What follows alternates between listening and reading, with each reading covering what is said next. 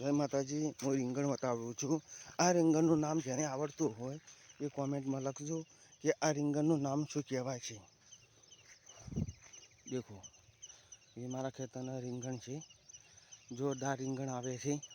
દેખો, કાળું ભટ્ટ દેખાય છે ને, એ રીંગણ છે. દેખો, જોરદાર રીંગણ છે મારા. આ રીંગણનું નામ તમને આવડતું હોય તો કોમેન્ટમાં લખજો કે આ રીંગણનું શું નામ કહેવાય છે.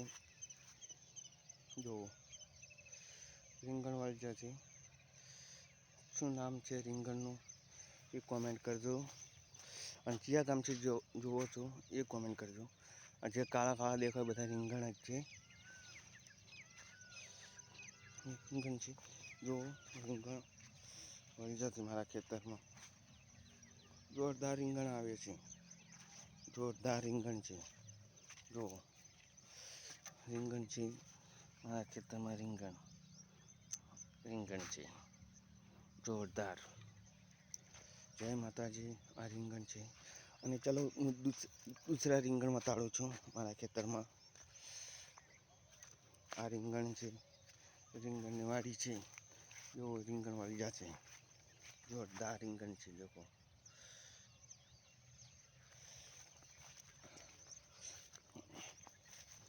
દેખો,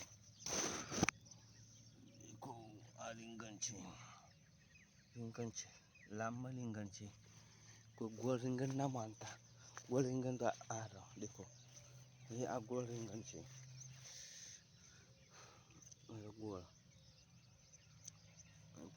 નામ છે, કોમેન્ટમાં તમારે જણાવવાનું છે. આ રીંગણ કેવું છે, આ રીંગણનું નામ શું છે એ કોમેન્ટ જણાવજો.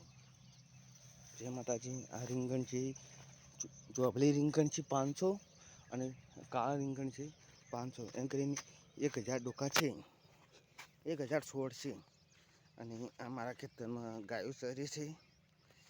જય માતાજી, જોરદાર મારો ખેતરનો નકશો છે. એકવાર મારા ખેતરમાં આવી જાય બધા, તમને રીંગણ ખાવા મળે. રીંગણનું પત્તું ખાવું હોય તો હવે મળશે. અને જોરદાર સવારમાં 7:30 વાગ્યા છે અને ખેતરમાં પાવડો લઈ નીકળ્યો છું પાણી વાળવા. જોરદાર મારા ખેતરનો નકશો છે. જોરદાર.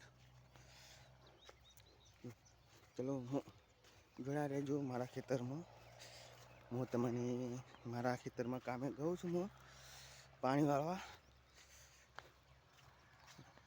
મારા બોર પાણી જેટલું કાઢી હતી એ તમને કોમેન્ટમાં મને જણાવજો. અડધું પાણી તો મારા દૂસરા ખેતરમાં જાય છે ને અડધું પાણી કોઈ આવે છે. પાઇપમાં અમે પાણી લાવવા છે એટલે અડધું પાણી શાકભાજીમાં જાય છે અને અડધું પાણી હું ભરવા માટે કાચમાં લાવ્યો છું. જુઓ મારા ખેતરમાં પાણી જોરદાર જોરદાર છે નકશો. જય માતાજી, આ મારા ઢોરા માટે ઘાસચારો છે. લીલો વળિયા છે. જો આ છે હરગોળી. જેને વાવતો હોય કેડમ દુખાવો થતો હોય તો એનું છુપડો બનાવીને ખાઈને એક અઠવાડિયું તો એને ફરક પડી જાય છે. 50% ફરક પડી જાય છે આ ફળીએથી.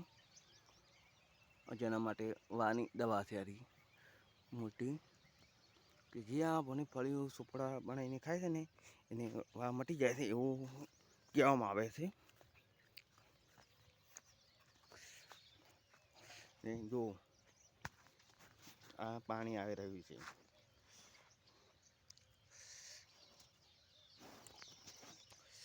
અને ચલો મેં એક મારા માટે વાવ્યું છે વસ્તુ. ખાસ મારા માટે વસ્તુ વાવ્યું છે મેં કે મને એની સોપોડા બહુ ભાવે છે. એટલે મેં 10 ડોકા વાયા છે. અને એને હું 10 ડોકા તમને બતાડું.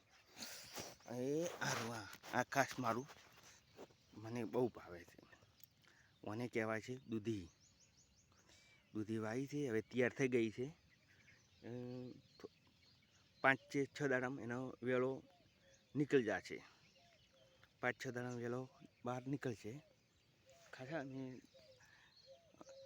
1 2 3 4 5 આ 6 અને 6 ને કા 7 7 ને કા 8 8 ને કા 9 9 ને કા 10 ડોકા વાયા છે. અને એક નાનો ડોકો છે. 11 ડોકા વાયા છે. જોરદાર દૂધી આવશે. ઉનાળામાં 4 મહિના પછી દૂધી આવવા મળશે. આ મારા ખેતરનો છેલ્લો નકશો છે. આ ઝરઘોડી તમને વાત કરી હતી ને વાહ માટે, એ હારું આ ઝાડ છે. અને આ ફળિયું ખાવાની, આ ફળિયું ખાવાની એટલે તમને વાહ મટી જાય. જોરદાર મારું ખેતર છે. સામને મારું ઘર છે. અને પેલો ચબૂતરો દેખાય ગબ્બર ઠાકોરનો. ગબ્બર ઠાકોરનો ચબૂતરો દેખાય છે.